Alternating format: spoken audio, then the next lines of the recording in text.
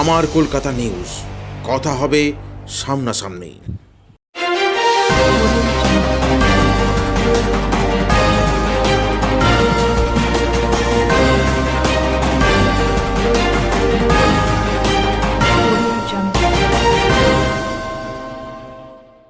লোকসভা নির্বাচন যতই এগোচ্ছে ততই বাড়ছে রাজনৈতিক উত্তেজনা। সন্দেশখালীতে গ্রামবাসীদের বিক্ষোভের পর এবার দুর্নীতির অভিযোগ তুলে পঞ্চায়েতের প্রধানকে আটকে রেখে বিক্ষোভ দেখালো গ্রামবাসীরা। সোমবার ঘটনাটি ঘটে পান্ডুয়ায় হরাল দাসপুর গ্রাম পঞ্চায়েতে।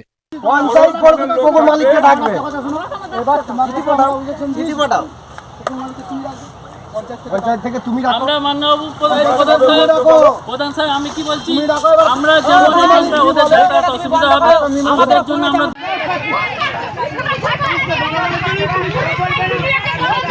ছেলে চেয়ারে বসেছে, ওদের ভেতরে বাঁধ খোলা।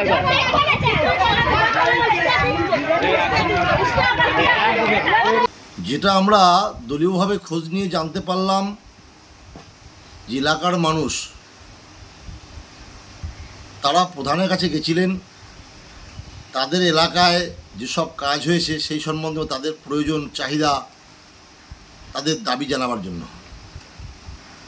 কিন্তু প্রধান সাহেব তাদেরকে সদুত্তর দিতে পারেননি এবং তাদের সঙ্গে ভালো ব্যবহার পর্যন্ত করেননি। তার জন্য এলাকার মানুষ